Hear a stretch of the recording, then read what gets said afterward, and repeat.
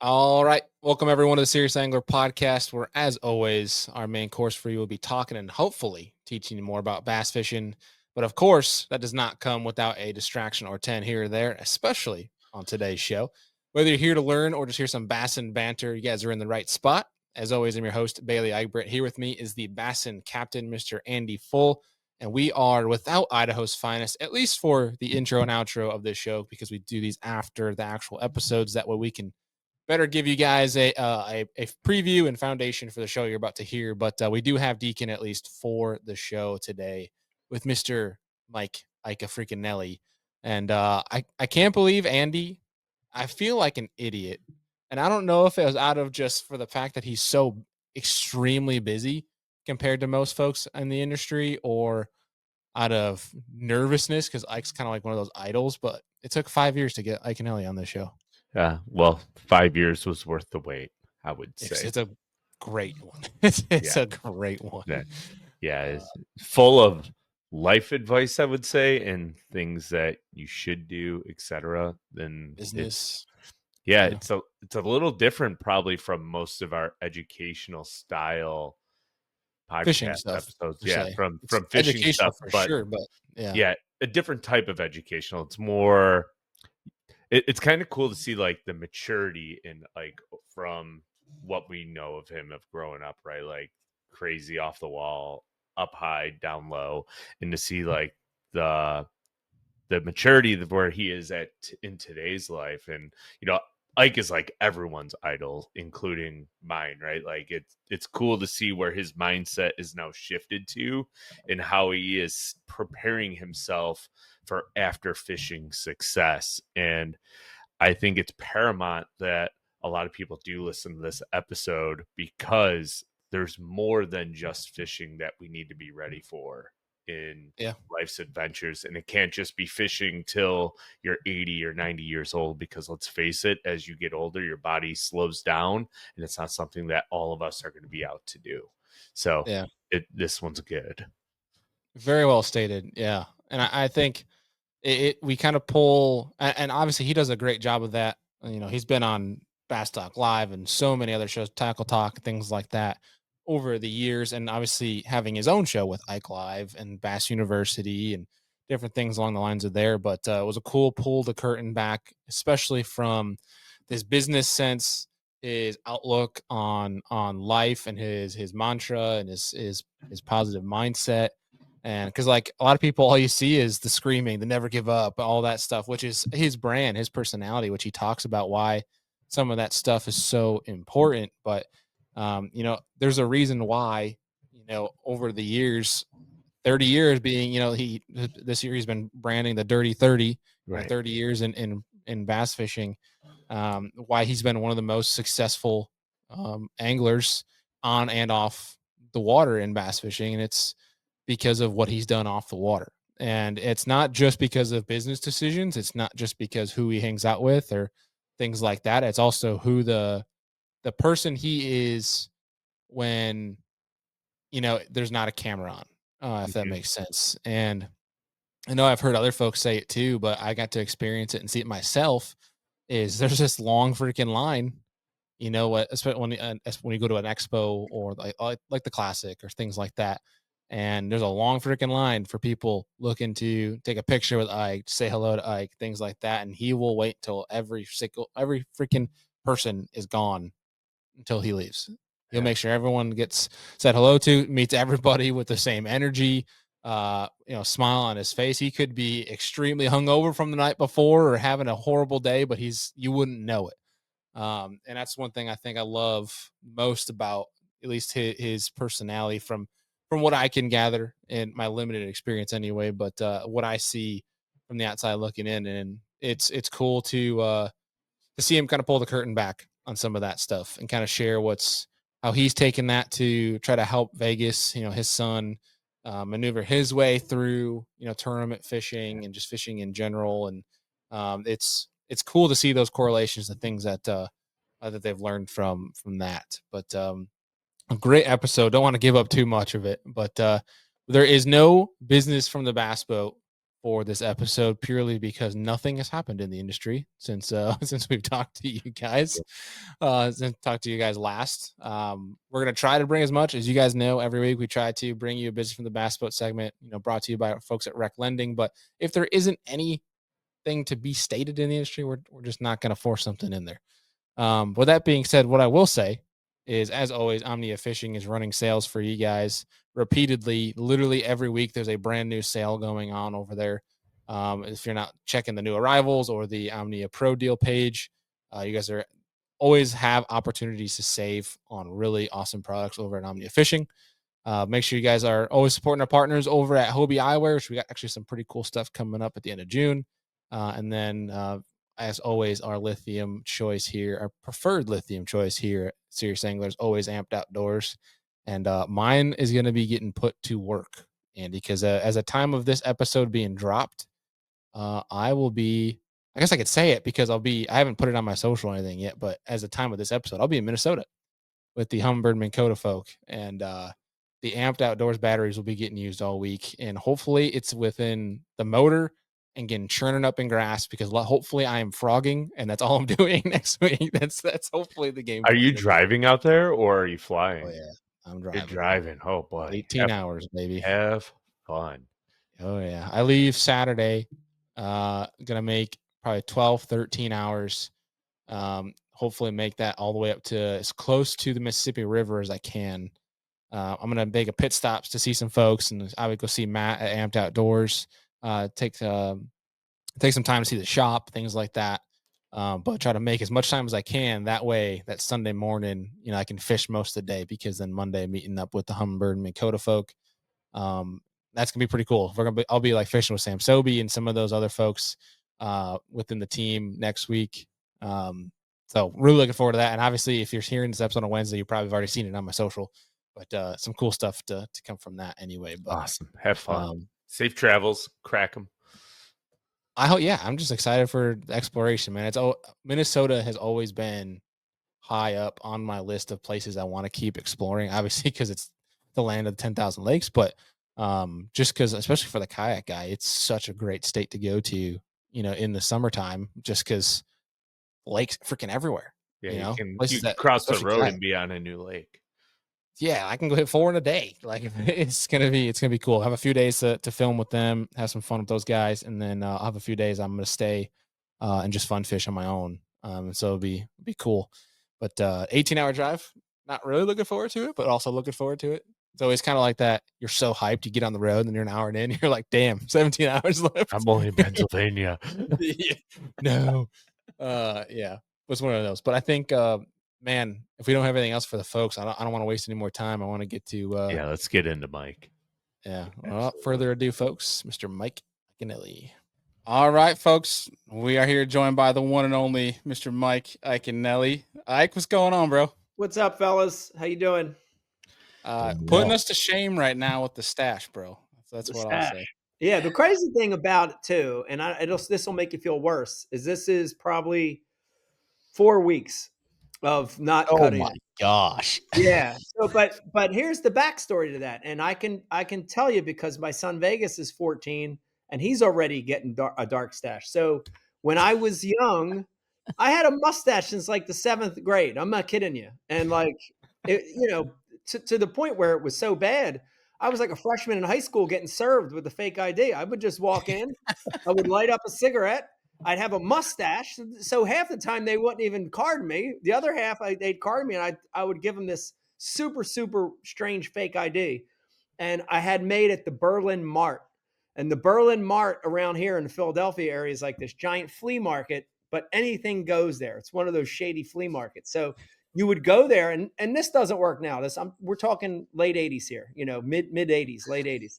But you'd walk in there, and you would literally be able to get a fake ID. Well, I was so nervous when I went to get it, and it wasn't a driver's license, but it was just a identification card. And I Yeah. was so nervous. I had everything set. Like I memorized the date that I was going to tell them, and because they would literally do it right on the spot for you. And I had all this stuff in my mind, dates and time and all this, but I didn't have a name. I didn't have a name. I'm like, what's the one thing I forgot? And so they're like, name. I'm like, Mike. Last name Shanker. This really weird name, Shanker. So Shanker. yeah, so to this day, I still have a fake ID under the name of Mike Shanker. That's awesome. Is that like the party trick you pull out in random times? It is. It is. Yeah, it is. But good. yeah, those were the days, man.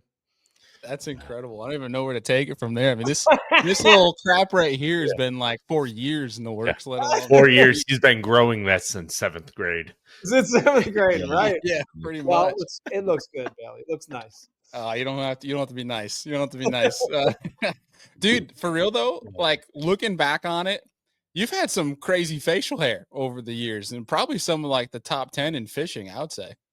I have, and part of it is, trying to stay unique and trying to stay different, trying to, just keep people interested. But the other part of it is I'm not as much anymore, but highly, highly, highly superstitious angler. Mm.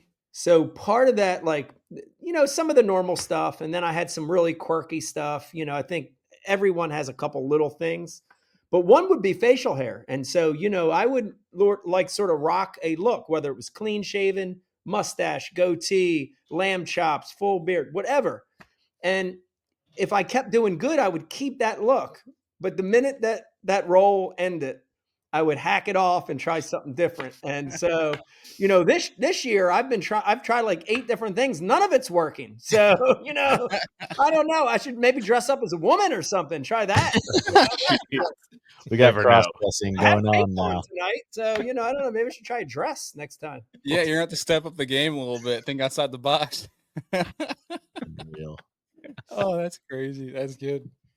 But there's I been gotta- some good ones though. Like Brett Wadley has like a mean handlebar. Like, there's some good facial hair in fishing. That's Yeah.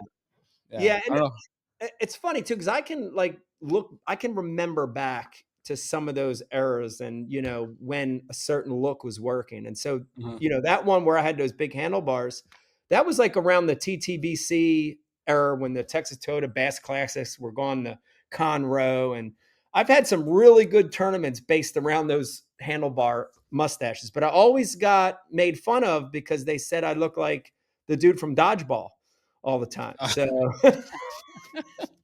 That's incredible. yeah. I see that now. I see just a Yeah. slight correlation. That's fantastic.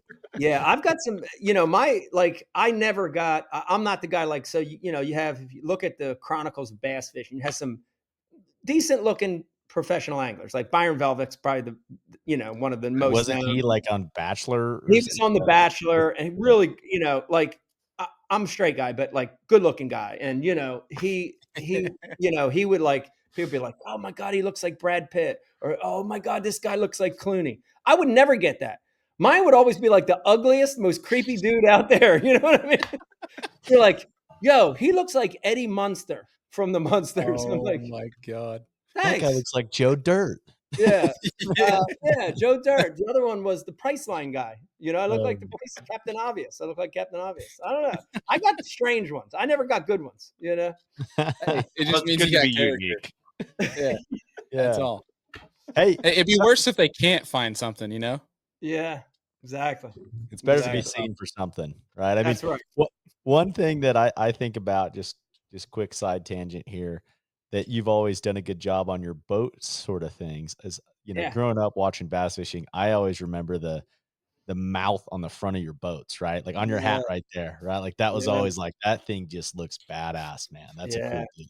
I appreciate that. Yeah, it's cool because like, so, even before I went on this quest, in college, I was a PR advertising major. So that's actually what I thought I was going to end up doing. I thought I was going to end up being in an ad agency somewhere, writing copy, doing something like that. But when the whole fishing thing started to work and things started to fall into place, and when that momentum began, I kind of had a real general broad understanding of some of the things that I needed to do. And it was so critical. Like I look back on it and it was so critical, some of those things that I was doing. And just branding elements, colors, sayings, just little things that you might not even think about twice. But I sort of was like, I would try something and it would have success. And, like the next week, people were like, oh, where's this? Or, oh, I love that.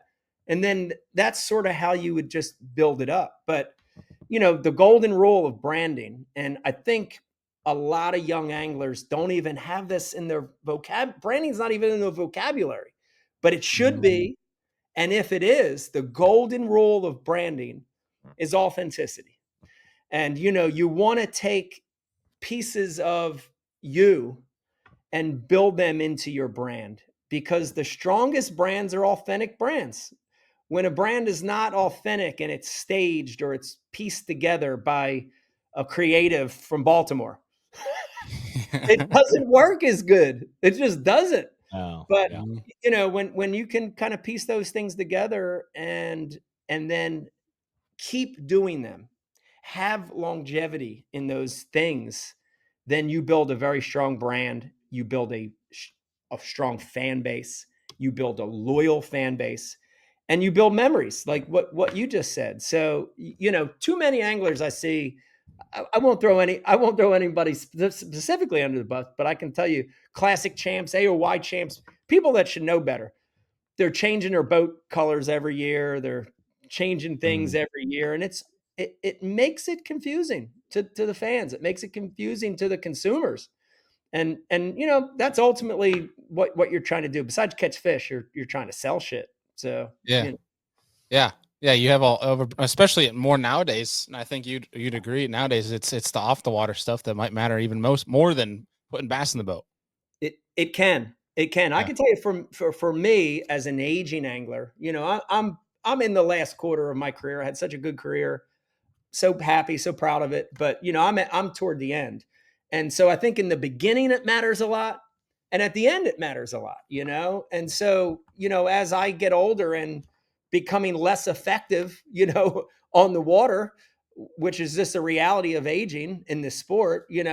Doing all these other things, the podcast, the TV show, the content, the Ike Foundation, educate, doing all those other things, they go a long way and they keep your career rolling, even when you might not necessarily be rolling in your fishing.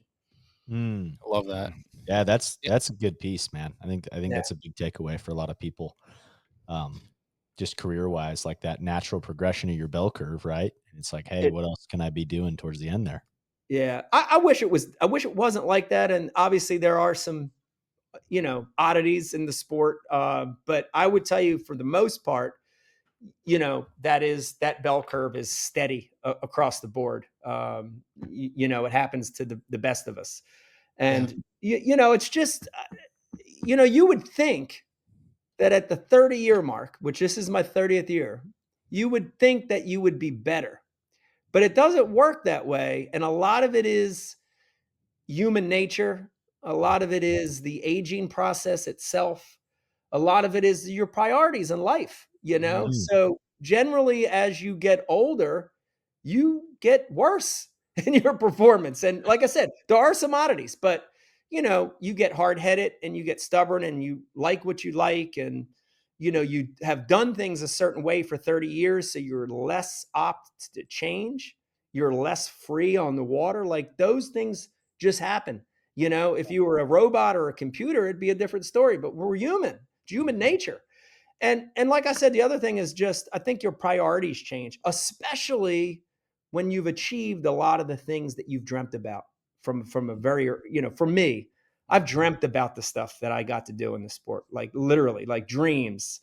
And when they're completed and that box is checked, way deep down inside, you're happy and you're satisfied and you're probably less hungry to get those things again. And I'm not a psychiatrist. I'm just telling you what I think. Yeah. But and then just things change personally. Like 30 years of being on the road and grinding, and and I've got 4 kids. 2 of them are grown.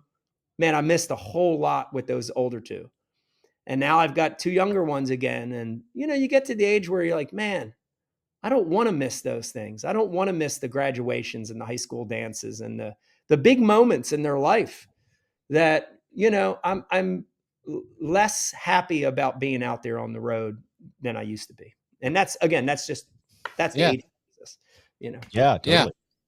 Well, I think that comes back to what you were saying earlier, the authenticity, and that's part of who you are. And that is you, like, if people want to know what you're thinking, you're going to tell them. Like, you're not going to beat around the bush. You're I can't. transparent as it gets. I generally do. Yeah, I think, and that's you know, you guys, you know, a little bit. New York's kind of falls in that category, but Philadelphia, New Jersey, dude, you come out of the womb cursing. You know, you come out of the womb like, doctor, what the hell was that shit? Like, why'd you pull me out like that?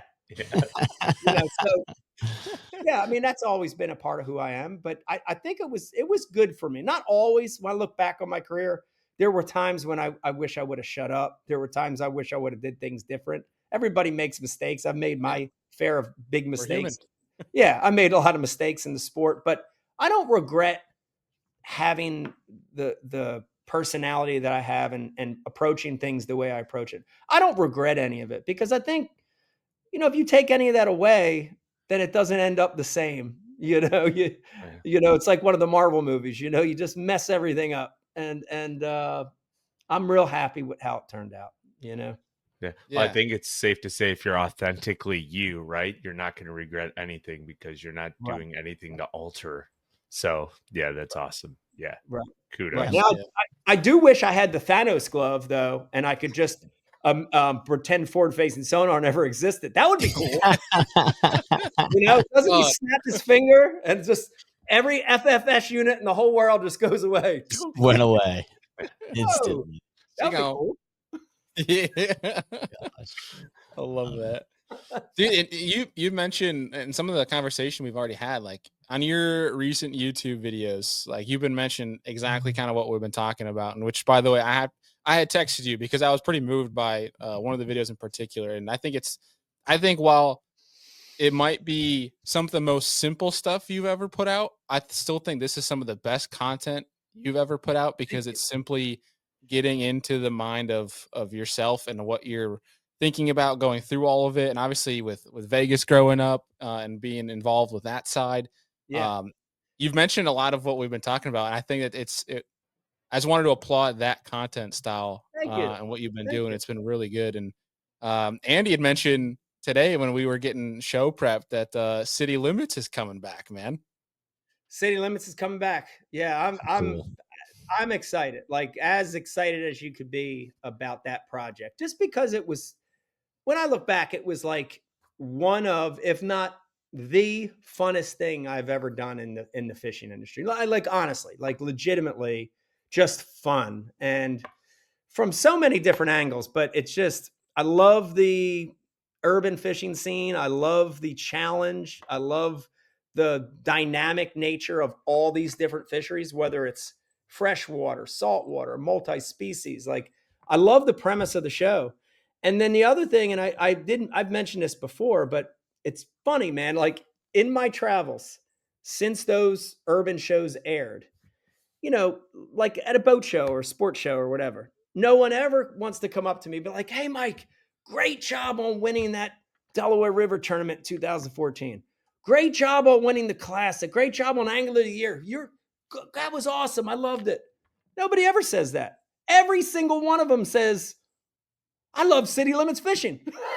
And it's like, It's good. you know, I did do other stuff too, but you know, but I love to hear that because, you know, people enjoyed that show as well. So, you know, so I love doing it. People like watching it. That's a great formula to bring something back, you know. So I'm excited. And, you know, I think it is going to lay the groundwork for me to, you know, continue to fish and be competitive and be able to exit the sport when I'm ready. You know, and that's a big thing. And, you know, listen, I'll just tell it how it is again and tell you the truth that let me go with a percentage that people can at least swallow. 85% of the professional anglers out there do not have a backup or a plan or something in place for when this thing is over, from when the competitive tour fishing is over. I hate to throw him under the bus, but Rick Clunn is a great example. Rick Clunn is still the best angler to ever live. I think he is the best. But when he was ready to leave the sport, he was in a tough spot. He's in a tough spot because he Wow. didn't have anything big ready and waiting and saved for when that exit time happened. And for me, I think I've already got enough stuff in place without that show, but it's going to definitely help me parlay a lot of business opportunities and a lot of competitive fire into something that I'm going to be really, really proud of, you know? So, Yeah. so it's important, you know, I hope some young anglers are watching this. It's so important to have that ready. And as your career goes on, you have to think about that more and more. You know, my first year on tour, 99, I wasn't thinking about any of that shit. I No. want to win. It's about winning. How do I get to the next derb? Yeah. But as your career goes on, they are things you have to think about. So it's other businesses, other investments, other products, other things that can keep you doing what you love to do. And for me, it's fishing. So, you know, I'm very, very excited. I hope people love it. I hope people grab a hold of it again and enjoy it as much as I do, you know? Oh, I I'm think that's a sure they will. guarantee. Yeah, Yeah. there's no question. Do you have And any destinations for city limits fishing that you can throw out there where you'll be traveling to, or are you going to keep that a secret for now? No, you know, the great thing about it this time around is the times are different, which is going to make that selection process a lot more out in the open. You know, before I remember it was like, you know, meetings with production and producer on where we should go, and nobody knew until the show aired. Where this time, you know, we're going to use technology and social media to help us find the places to go. So it's going to be a big part of the new show is legitimately having like auditions isn't the right word, but submissions of people submitting to say, hey, come to my city. Come, you know, come to my city because look what happens here because of this. And that's I think going to be a real important premise of the show is these are going to be regular dudes, regular chicks, regular people that are saying, come to this city and let's fish for this. This is our challenge. And that's how we're going to do the selection. And I can tell you, I'm excited about going back to some of those big cities like we you know like we did in the past. Of course, you know, you're going to see some big ones, New York's, LA, Chicago's, Miami. You're going to see some of those. But there are so many middle to lower sized cities in the United States that I cannot wait to film at. There are so many. I just give you one example. So we had that tournament out on in South Dakota. What was that? oh, Hawaii? Oahe. So I can't remember the exact how it exactly happened, but we had to like work our way out there. I don't know if we were at another event, and it was a week off or whatever, but it was Becky and I and the two little kids, and she's in the camper, I'm in the Toyota. We're heading out there, and we just made pit stops along the way. And we stopped at Sioux Falls to just hang out. We'd never been there. And dude, the fishing right there downtown was lights out. Not for bass, but for carp, for white bass, for like all these super cool species. I caught a black carp, like just unbelievable. Like they're the kind of places that I'm so excited to visit, you know, and there's so many of them. And then if the show is successful and we get a couple seasons under our belt, you know, when you turn that dial and make it worldwide, then it's Ooh. endless. Then I'll be older than Roland Martin and Jimmy Houston combined, still filming the show. That's how many cities are out there worldwide that you can film on. And you know, the golden rule of cities, really, honestly, is almost every city I know is built on a waterway, and that's why they were built there. You know, so when you think of it from those terms, it's endless. You know, it's just endless. I think about the St. Patty's Day, Chicago Green Green, River type Green fishing. River, yes. Yeah, yeah. be such that a kind of good one. stuff, that'll be exciting, man. I'm trying to remember his name. He's done stuff with Stray Cast, but I remember he posted a video catching a smallmouth in front of a massive St. Patty's Day crowd in the Yes. Green River. Yes. Uh, So great. So that great. kind of stuff would be awesome, man. Heck So yeah. great. Yeah. Well, so to backtrack a little bit, dude, when in talking about the 85% of anglers that don't have a backup plan, that should Yeah. be looking to find something off the water. That's not just their tournament fishing Yeah. to have in the plan. And I guess with that, like you're one of the great leaders, I think, in that department of guys that have figured out how to you know make ends meet, with brand deals, things like that. That's not just tournament winnings. Yeah. And I guess with that, what's one piece of advice that you've gotten, whether it was early on in your career or you could even be recent, that has helped you with that off the water, Yeah. that business type stuff to kind of keep things, going and have a backup plan for when fishing's over. Yeah, it's a great question. There's a lot of ways I could answer it, but I want to start probably with the most basic, which really, when I met Becky, she really is smart. She's a smart lady. So everything amplified after I met her, and this one was really, I kind of felt it even before we started working together, and Mhm. before I met her, but after it was just solidified, which is to not be afraid to start the businesses or try the businesses. That really is one. I think a lot of anglers, they're so intimidated and so afraid of failure that they don't even take the step. And I would say that would be the big one. That's, you got to start before you got to crawl before you can walk, right? You got to start All somewhere. right. So our big thing, is we throw a lot of things on the wall, literally, because in our office here, we have one wall that is a blackboard. Like, we painted the wall with it's like chalk paint. Yeah. And literally, we've thrown so many ideas in the last 20 years up on that wall, and not all of them stick. But the ones that do stick for a reason. And so, when I look at all the ones that have been successful, from Bash University to Ike Live to Going Ike to Ike's in the Shop, the Ike in the Shop series to Ike Foundation, all those, they all started as little chalk scribbles on That's awesome. chalkboard. And so you have to just throw it out there and you have to engage in it. And 9 times out of 10, that first year, that first 8 to 12 months, right away whether this is going to work or it's not. Mm, And if it doesn't, you have to be okay with cutting it loose.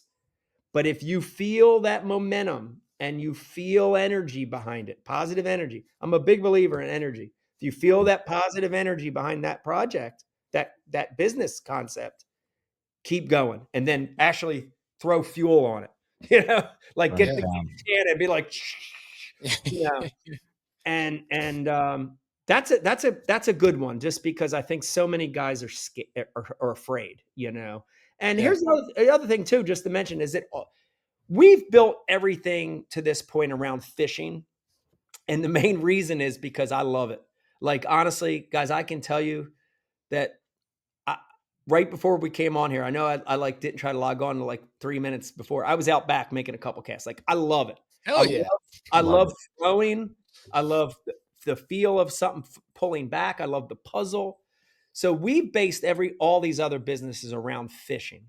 But you don't even have to do that. Like, there are other anglers that have built successful hunting businesses, guiding businesses, real estate. Like, there are so many things. And but the ones that usually work, you have a passionate connection to it. Right.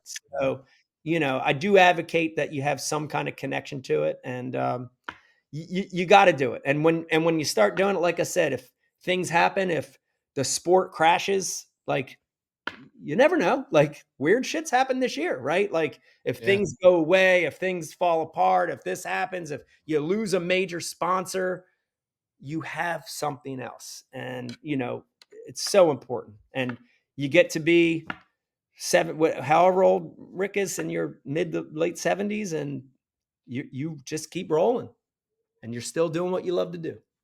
Yeah. Man, Why do you think that? I'm sorry to cut you off, Deke. Real quick, why do you think that some guys are afraid to get into certain ventures? Do you think it's a money thing? If it's like they're worried about being humbled by it? Like what? I think it's I I mean, money may have a little bit to do with it. I think that the other two factors that are real big ones, and the one I kind of just brushed over, but it's fear of failure. Like again, Mm. that's another one of those human nature things, it's especially when it's out of your realm a little bit. It's a scary thing. It's scary to fail. I don't, you don't want to lose, you don't want to fail, you don't want people to be like, oh, he sucks, that didn't Yeah. work. So that's a big one. But the other one, and I can tell you, as time has went on in fishing, I'm seeing less and less and less of these anglers, young anglers, even older guys that got into it late, see the importance of that side, the business side, and they just want to tournament fish. And I think you have to want to fish every single day, and you have to have that drive and determination, but you have to think bigger picture, yeah, because the reality of it is, it is a fickle sport, and your career can be short, and all the bumps in that road. And if you put 99% into your work into just the fishing, then you're going to be in trouble when you get to that point where something happens, whether it's you age out or you lose a sponsor or you hit a speed bump. So I'm not saying it has to be 50-50. For me, it Yeah. was very much 50-50. Right after I won the Classic is when that really shifted to 50-50.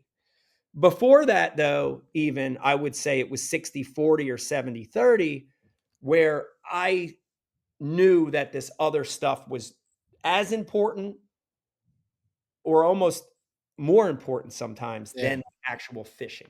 The Classic for me was the one where I really had to say, you know, you win that one, you win the Classic, or you win an Angler of the Year, something big, you win a big title. Back then, the Bassmaster Classic was special. In 2003, there were no other world championships that meant anything. Everyone's eyes were on that event, and they were on it in a different and unique way, because there was no live coverage. It wasn't instantaneous, so it captivated people more. It kept people more.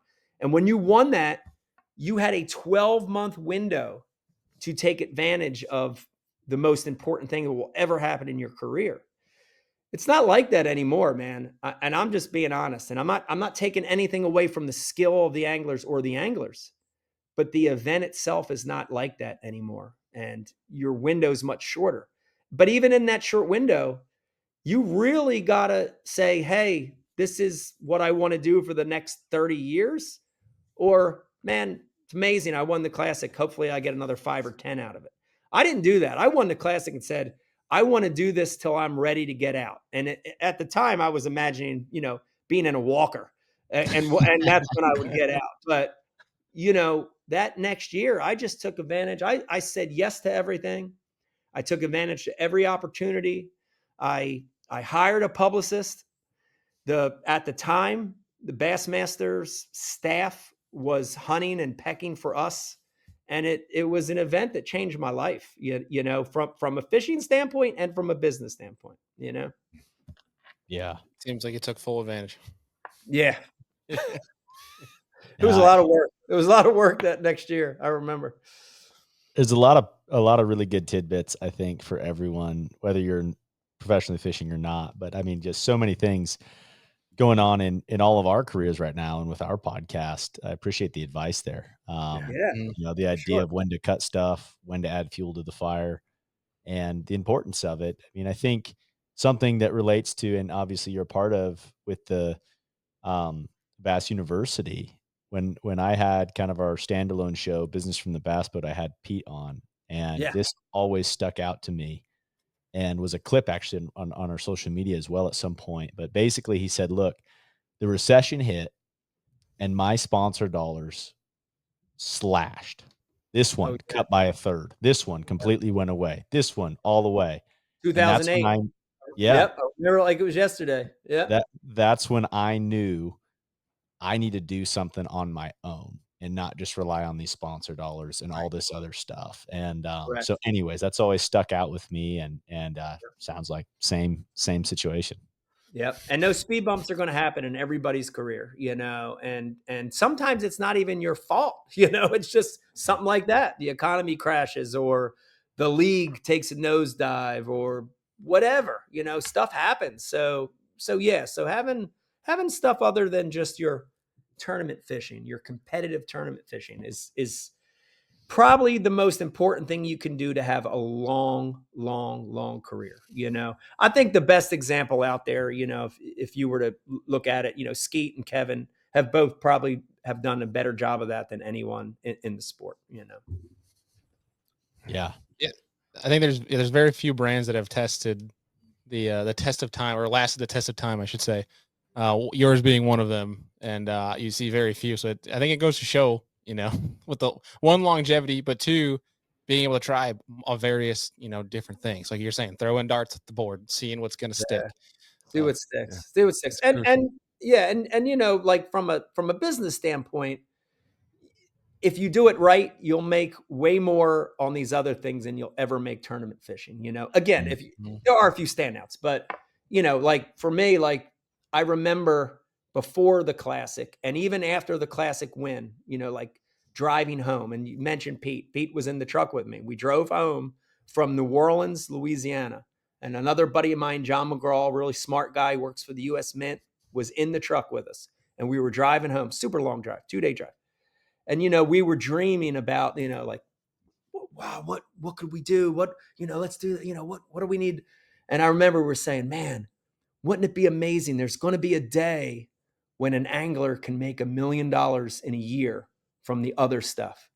And, so like that's happened, those things have happened. And that, when you throw those numbers out there, people don't even believe it. They think you're bullshit, Yeah. But if you work hard and you put as much energy in these businesses as you do with your fishing, they can happen, I love that. Well, Oh, I think there's absolutely. far more lucrative things out there than just tournament fishing, right? Like Yeah. if you're breaking even fishing tournaments, you're doing good in most seasons, I would think. Yeah.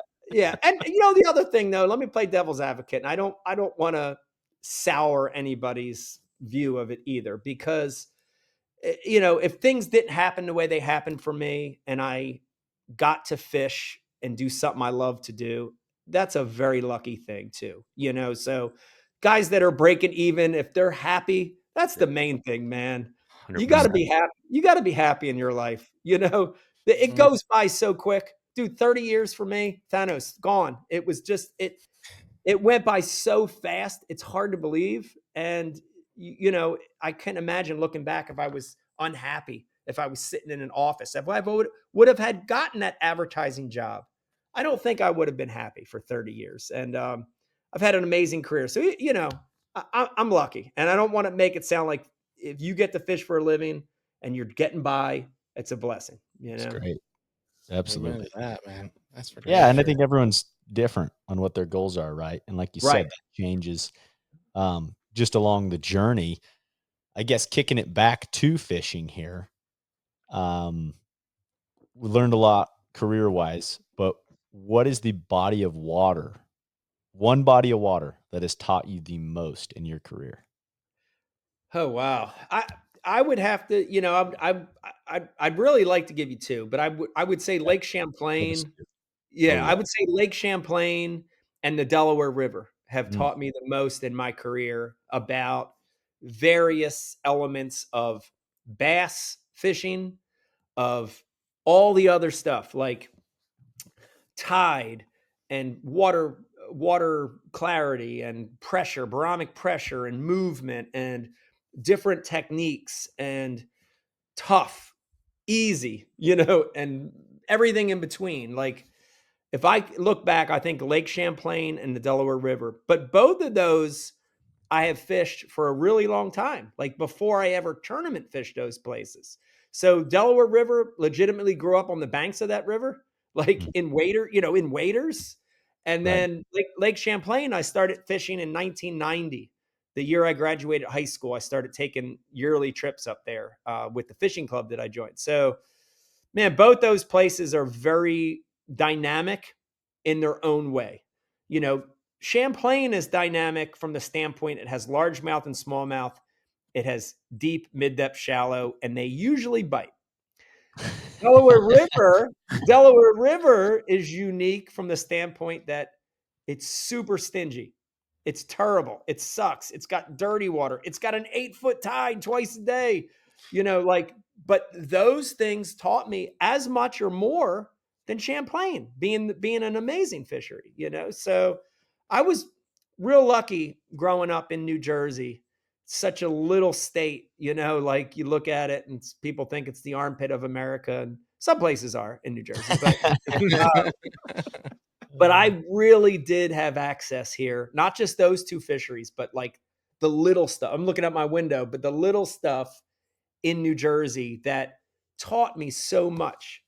And you know, those things really, I think, helped more in my career than the things you would think, you know, like, oh, well, you got to fish, you know, Texas, you know, the third year of your career. It was here. It was I this love stuff. that. That's Oh, really Yeah. cool. Hell yeah. It's awesome. Now Vegas is going through all that. Vegas has gone through it all. Yeah, it's so cool to watch it from a different level. You know, it's almost like having an outer body of experience, you know, because I think a lot of the things I'm watching him go through, I went through. There are a lot of new things thrown in there, but it's really fun to watch it. I've said this before. I might have even said it in that last Dirty 30 video, but with youth comes freedom and you know, the ability to just do things you don't know any better, you know, and from you think like a kid. You're a kid and you think like a kid. So nothing's impossible. Nothing is, you know, nothing's out of the question. You know, Love a that. retrieve or a depth or a lure, you know, nothing's off the table. You're a blank slate. And even when he was young. I remember him being like 8 or 9 years old, winning his first couple junior events here in New Jersey, the Junior Bass Nation. And I would talk to him about it. I even brought him on the podcast a couple times, and I'd be like, "Well, why did you do that?" You know, and he'd be like, "Oh, well, you know, the bass were traveling down this road, and on the road, you know, they like to be near the floor of the road." And he was just talking in all these abstract, and he's talking like a kid. But then, you know, sitting there thinking about it, I'm like, that's genius. You know, like it's so basic, it's genius. And I think that you know, it's so fun to watch that as a dad, as a mentor, as a coach. It's so fun to watch that. And it's also a bit of a slap in the face because, you know, getting back to aging, I've lost a lot of that, you know, and I've lost a lot of my ability to be free and fish the moment. All these things I preach forever. I think I've lost a little bit of that. And I'm hoping that I just keep fishing with Vegas and he starts wearing off on me at some point. You know? Well, I can say that in the clips you guys have shared of him catching fish and you're there, you can hear you screaming in the background. So like it's awesome. I'm so excited for him, you know, and kids fishing in general. Like I've been real lucky with the Ike Foundation and a lot of the stuff we do with the high schools and colleges, man.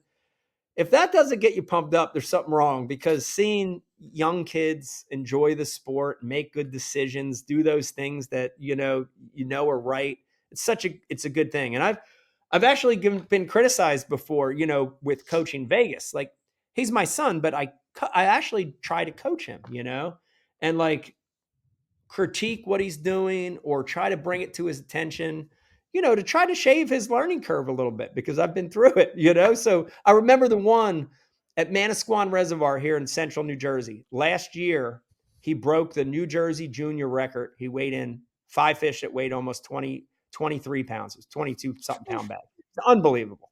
Caught a lot of those fish on his live scope, on his Garmin. Caught a lot, like doing things I would never do. I'm not good at. And it was amazing to watch it. But I remember at one point he was getting so hyped up that I could see it hurting his fishing. And, and I was like, so I'm coaching him. I'm trying to coach here. And I'm like the biggest hypocrite in the world.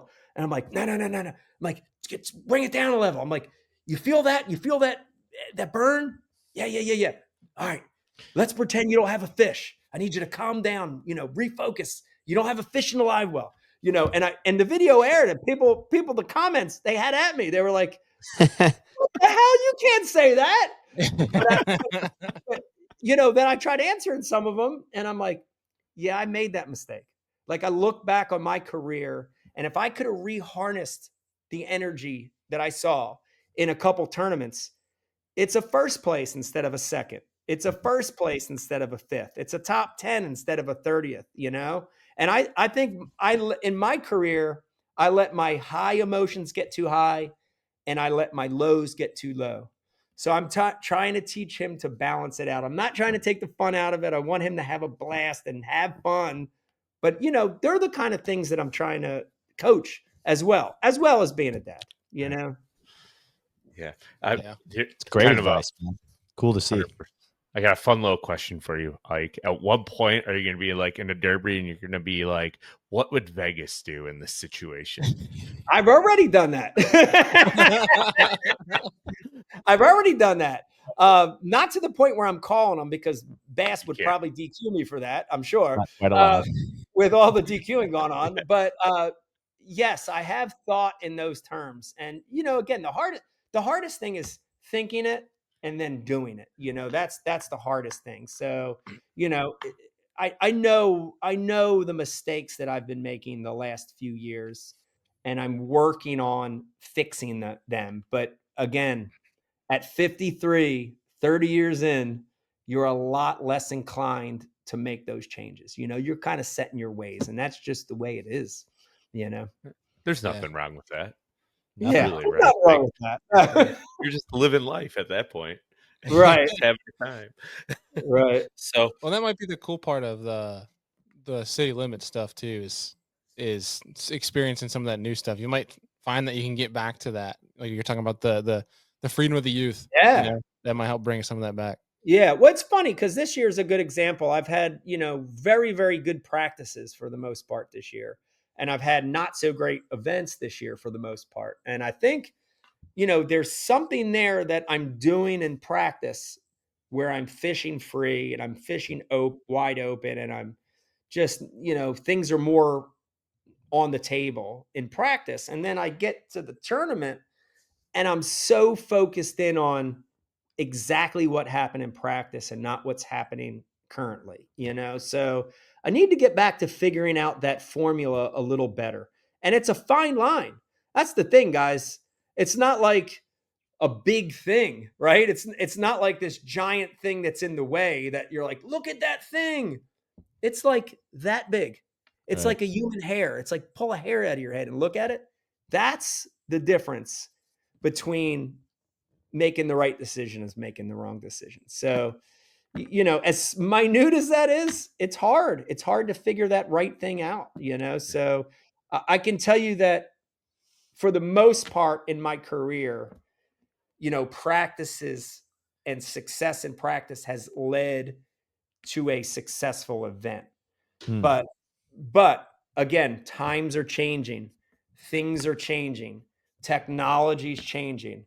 I've said this before. My come up was at the perfect time for the way that I fish for me. So my come up was in the 90s, it was in the early 90s, the mid 90s, grinding, qualify for the tour in the late 90s, the perfect come up for me was at that time of the sport because the thing I'm the best at is just fishing like a maniac and not electronics and not technology. And I'm not a great instinctive fisherman. But I just love the fish and I just hustle, 1,000, 2,000 casts, Kevin Van Dam style, 2,000 casts. And it was the perfect time for me because those things paid off. Those dark to dark practices paid off. They paid off extremely well. And the reality of it is things are just changing. Now guys are practicing smarter not harder. And that's great. That's super smart, right? So, you have guys practicing differently. You have guys doing different things that not necessarily that hard grind. It's just they're doing it in a smarter way, utilizing technology, utilizing information, utilizing and the other thing is they've learned a lot earlier, so they're using all those things to their advantage. And it's hard for me to snap out of the way that I operate.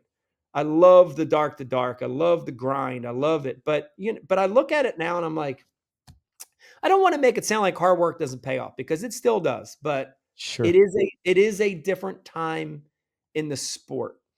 And I don't know that I've adapted the way that some of these guys have. I mean, shit, these guys that are doing really good are practicing with they got the AirPods in their ears. Like, I never listen to music. How are you going to listen to music when you're practicing? Are you fucking kidding me? People Right. get too distracted. How you Yeah. gonna, I how you want to gonna hear. the birds? How are you going to hear the fish jump? How are you going to Yeah. It's a different Instinctual. time. It's a different time, Mm. Man, I really appreciate your honesty there. And look, at a much different level on a personal side of things, like I'm fishing the Super 60 stuff out west this year, which is all a Western Pro Tour, right? And Yeah. I've done well. I've had some good success at these events without any practice, right? You show up 30 days off limits, no practice whatsoever. And it's a lot different, because then I come back home and fish locally in Idaho, and I'm struggling because Right. I'm practicing, I'm putting the time in and all this stuff, but like just going out and fishing, like I'm having a great time on these bodies of water I haven't spent a lot of time on. And I'm a little worried about it because our next one's on the Columbia River, which is only 3 hours away. And so I'm thinking to myself, I'm going to put a lot of time in because I can pre-practice Yeah. 30 days from here. It's close. But Right. then it concerns me because I'm like, man, I'm going to these ones where I don't know anything about it. And so I'm trying to balance that. What does my next month look like in preparation? It's a difficult balance. And like I said, it's not a big thing. It's a little thing. It's a hair. It's a human hair. It's like go left this way a little bit too much and bad tournament. You go right a little bit too much this way, bad tournament. But if you can get right there, almost like the beam of FFS, it's a very narrow beam. It's so narrow. I still can't figure that shit out. I take 10 casts, I hit it once. Vegas throws once, it hits it every time. It's very narrow, but when you find it and you can continue to do it, you get in a groove. And you've heard people say, they're in a groove, they're in a roll, they're in the zone. I've had that a lot in my career, but it's just I can't keep it. My whole career has been like Lake Erie, it's been very up and down. But man, Feel those. yeah. But I'm hopeful. I think for me, fishing this long, I know that you can't get too sour and discouraged, and you got to just keep going. And I'll find that groove again before my career's over. All it takes is one day or one event, right? Like one day, one event, one cast, one big win, one this, one. Yes, it can happen quick. One fish when you need it at the right time. Like it could be anything. Right. Yeah. Oh yeah. Well, Ike, we're gonna start wrapping this sucker up, so we got a couple quick hitters for you to conclude things here. And so to start that, the one we have for you here is one fishery that you wish was on the schedule every year, and then one fishery you wish was never on the schedule ever again. They're the easiest questions I've ever had in my life. I love it. So the one you guys already know the answer to, Delaware River. Let's put the Delaware River, the shitty Delaware River, on the schedule every year. Guys, they put the Sabine on there. That's worse than the Delaware River. Put the Delaware on. We never had crowds like that in an elite event ever. Like great crowds, the energy. Philly fans, they want to kill you or they want to hoist you up on a chair. I love that. Let's go to the title Delaware River every year.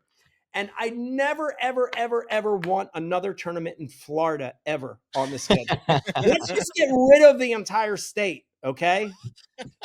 No more Florida tournaments. They got enough problems with the the FWC and all that other stuff going on. They got enough problems with the red tide. They got all these issues. Let's not muddy that. burn it They got down. enough problems. No more tournaments in Florida ever. I think you find a lot of guys would probably be in support of that movement. Yeah. That's awesome. And then you might also have adverse feelings on the first Problem. one, right? Like, yeah, no Delaware River for a lot of Yeah, people. no Delaware River. Oh yeah, I remember, man, when we were here in 2014, and guys, just the shock, not just from a standpoint of fishing. Like 8-foot tide is shocking, and there was shock from the fishing and how difficult it was. 2.5 pounders of good one, a 3 pounders of giant. The shock of that, but guys, when you would see their faces driving around, because you got to remember the main launch for that was Northeast Philly. It was Frankfurt Arsenal and North Philly. Dude, these dudes felt like they were in like the apocalypse or something. They're all toting guns. They're all, the doors are locked. They're freaking running red lights. They're scared out of their mind, dude. I loved it. I thought it was awesome. You're like, I'm right at It's home. home, baby. Yeah. Yeah, you just wear a Birds jersey, you'll be fine. We'll take care of you. Oh my God. That's awesome. Hell yeah. That's good. Well, another quick one for you here. One angler has to be on tour, just because I have an idea who it would be if it wasn't on tour for you. But to be your team partner in a team derby, who's it going to be? Oh man, that's a good one. I think there's obvious ones, like you would look at who the guys that are fishing out of their mind the last few years, and yeah, you'd want them because they're the best in the world right now. But Sure. if it had to be on tour, I would say my son. If it wasn't, if it had to be on tour, Yeah. I'm just going with one of my old homies, one of my old roommates, Ish Monroe. I mean, Oh, I've man. fished, I've got to fish with Ish many a times, and the great thing about it is we have similar styles. We're more of power fishing guys, and like that kind of casting into the unknown more than the looking thing. And but the reason I say that is he's one of the best dudes I've ever met through fishing, and to this day. And to have a friend out there with you competing like that would be awesome. I want a camera in that boat. That's for damn Oh sure. yeah, it would be good. Drinking allowed in this tournament. And, Yes. speaking of drinking, who would you choose, the one angler on tour, to plan your bachelor party if you and Becky were to ever renew your vows? Oh man. Well, I there's a lot of choices there too, but I'm gonna have to go back and sift through some of the old guys. And Byron Velvick. We mentioned him earlier in the podcast, but I'm going Byron Velvick, dude. That guy, he's the guy, and we've all known these guys growing up, whether you guys know him from the neighborhood or from high school or college or whatever. But dude, he's the guy that could get everything done. And he's the guy that everybody wanted to be around. Like, he's just that kind of guy, like I remember when I was single hanging out with Byron, and we'd be, at ICAST when it was at Las Vegas or wherever. Dude, there'd be 20 of the hottest chicks you've ever seen in your life, all like 12s surrounding him. Like it's a huddle. I'm like, how the hell does he do that? And it's just his aura. It's just The unbelievable. aura. Yeah, Yeah. the aura. But That Kelly he- aura, right? yeah, but he has thrown some parties that I've been at that were so unbelievably over the top. I want Byron to do it. Love That's it. awesome. That's It's the amazing. juice right there. It's amazing. Oh God, it'd be Awesome. good. Yeah, well, dude, thank you so much for taking time out to jump on the pod. It's been a heck of a time. And I feel stupid that it's taken us 5 years to get you on this show, but I guess better late than never, man. But Well, seriously, appreciate it. it was awesome being on. Anytime, guys. I love doing these things, and it was great conversation. So I appreciate it. Thank you, Thanks man. for coming, man. Really appreciate you. All right, folks. And that is going to do it for today's episode, Mr. Mike Iaconelli. Andy, a lot to take from that show. Yeah, that was I'm sure it's going to be eye-opening for a lot of people, right? Like, it's some things that a lot of people kind of put off, and I think it's important. Like, the message is important for everyone to hear. And man, Yeah, that it hits deep, right? Like the episode hits deep what Ike talked about and how we should all be prepared. So take his words. If you don't, I mean, don't take anything from us, but definitely take what Ike said and listen to him. So like 100%. Yeah. Yeah. So 2035 Bassmaster Classic champ Vegas Iaconelli question mark? Probably sooner. Sooner. Okay. Because he's what? How old is Vegas now? He's like 14 or 15. I thought he said 14 or 15 or something along the lines of Yeah. that, but yeah. I mean, in 3 years he could be on the elites. True. It's it's insane that that's even a possibility, but it's true. Maybe that's the plan. Like, are we foreshadowing here that like just wants to fish 1 or 2 years with Vegas on the elites and then retire? Yeah, pulls a LeBron and then ducks out. You never know. You never know. Yeah, it's true. Well, I mean, this is Jones, Elton Jones, and Elton Jones Jr. I take that back. And if Steven can make it back, right? Yeah, Stephen Browning, Bo. Are there any others? I don't think there's any others, right? I know that obviously there's brothers, but I don't think there's any. Oh, the Laker and Randy Howell. Oh, there's that too. Yeah, yeah. If Laker can make it, good call. Which, dude, we got to get Laker on here. I've talked about that with Laker a couple times. We got to get him on the show. But yeah, a great episode, and hopefully you guys took a bunch from it. We have a lot more pretty sick episodes coming up in the coming days. You guys will see some episodes with myself on the boat with some of the Humminbird Makota folks, Sam Sobey, some of the other pro anglers and different content creators out that way. We'll have on the boat doing some shows that are coming your guys' way, some more in-person stuff, which I know you guys enjoy. And then coming up scheduled, we have quite a list of folks. Been working diligently trying to get some folks scheduled here in the coming weeks for you guys before I leave for a week. We got Mr. Seth Fider coming on the show. We got Mr. Ronnie Kelly from Texas coming on the show, doing a little electronics talk. We got Matt Streichel coming on in a couple of weeks, which for folks, that's SB Fishing. We're going to talk some big swim bait stuff. And then we could even have a combination there. We'll just say this. If we can't get them all at the same time, which is the tentative plan, or at least we're going to have them all on the show, at least individually. And that is Seth Fider, Garrett Rockamora, and Alec Morrison. So some pretty cool episodes coming up for you guys. So we're doing our best to give you guys some heaters. So hopefully you guys are enjoying it. And if you are, please like, subscribe if you're watching on YouTube. But if you're listening, please give us a rating and review if you've not already. Appreciate y'all. And we'll see you on the next one.